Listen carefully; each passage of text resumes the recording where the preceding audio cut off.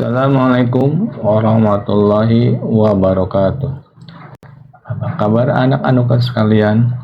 Semoga pada hari ini keadaan kalian selalu dalam keadaan sehat walafiat dan selalu dalam lindungan Allah Subhanahu wa taala. Amin amin ya rabbal alamin. Pada hari ini kita akan mempelajari pelajaran Al-Quran hadis, yaitu tentang surah Ad-Duha. Apa sih yang akan kita pelajari pada bab ini? Pertama, kita akan melafalkan surah Ad-Duha. Kemudian kedua, kita akan menghafalkan surah Ad-Duha. Yang ketiga, kita akan memahami pesan pokok surah Ad-Duha. Dan keempat, membiasakan diri membaca surah Ad-Duha dengan baik dan benar. Nah, itu adalah tujuan daripada kita mempelajari surah Ad-Duha. Mari ikuti bacaan Bapak. Kita sama-sama melafalkan surah Ad-Duha sesuai dengan ilmu tajwid yang telah kita pelajari pada waktu lalu. A'udzu billahi minasy syaithanir rajim. Bismillahirrahmanirrahim. Wadduha wal-laili idza saja, ma wadda'aka rabbuka wa ma qala, walal akhiratu khairun laka minal ula, wala sawfa yu'tika rabbuka fatarda, alam yajidaka yatiman fa'awa, wa wajadaka dhallan fahada, wa wajadaka 'ailan fa'agna, wa ammal yatima fala taqhar, wa amma sa'ila fala tanhaw, wa amma bi ni'mati rabbika fahaddits. Shadaqallahul azim. Nah, setelah kita melafalkan atau membaca sambil melihat ayatnya, mari kita hafalkan surah Ad-Duha. Pertama, caranya adalah baca kembali surah Ad-Duha secara berulang-ulang, misalkan sebanyak 7 kali. Lalu hafalkan surah tersebut di rumah dengan bimbingan orang tuamu.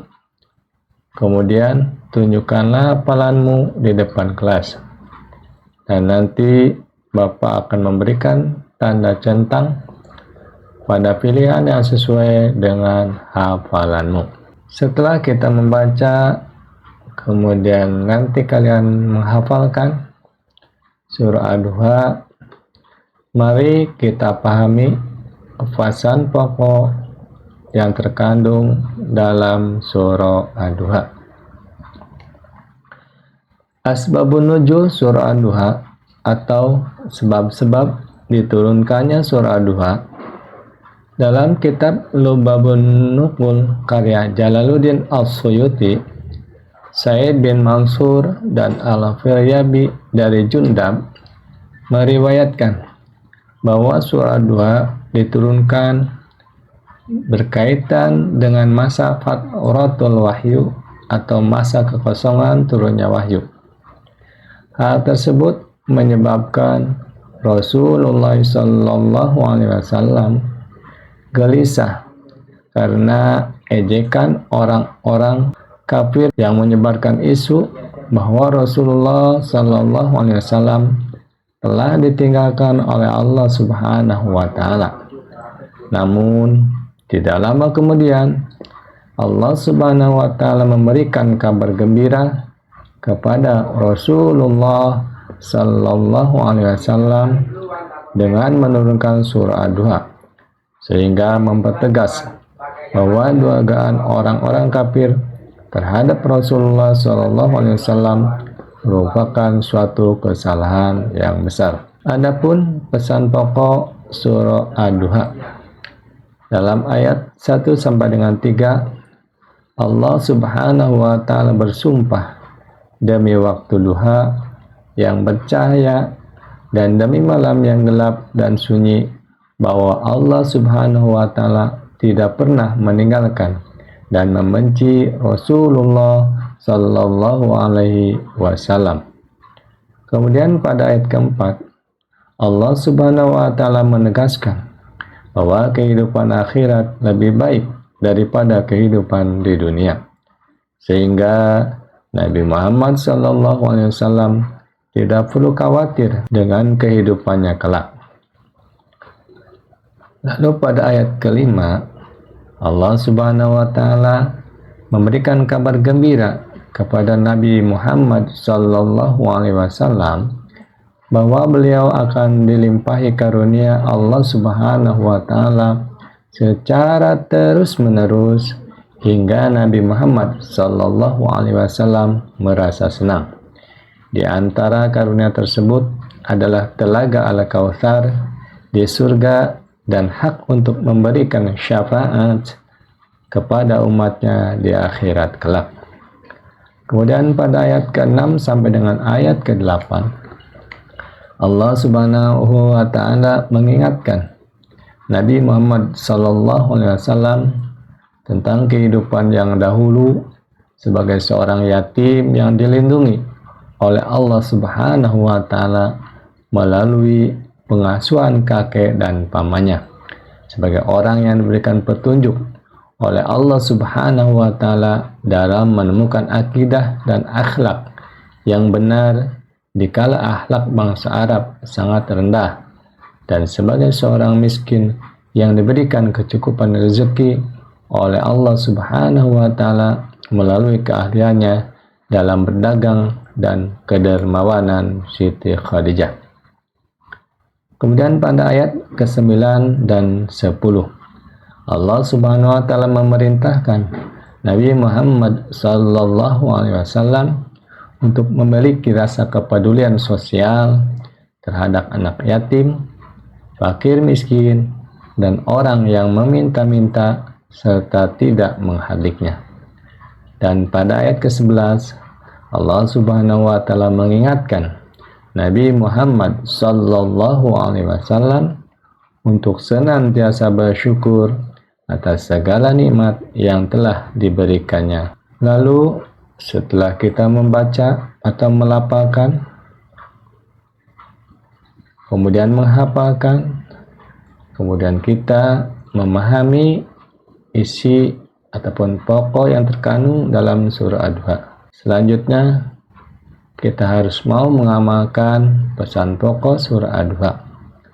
Bagaimana sih cara kita mengamalkannya dalam kehidupan sehari-hari? Pertama, kita harus meyakini keagungan dan kasih sayang Allah Subhanahu wa Ta'ala kepada hamba-hambanya.